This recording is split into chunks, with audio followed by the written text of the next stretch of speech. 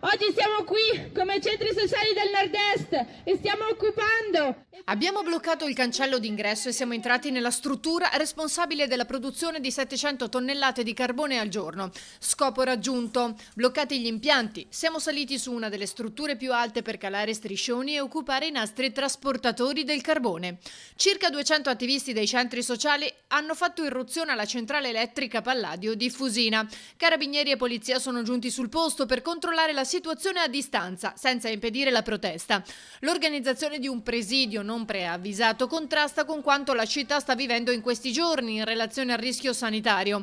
I manifestanti con la loro azione potrebbero determinare la mobilitazione delle forze di polizia già impegnate per le note esigenze. La questura ha scelto di monitorare la situazione coordinando le forze in modo da rispondere alle esigenze di sicurezza pubblica legate alla delicatezza del sito, con le primarie necessità dei cittadini, in questo momento in cui tutti dovrebbero essere più sensibili a determinate esigenze. Siamo qui e resteremo qui a bloccare questa centrale.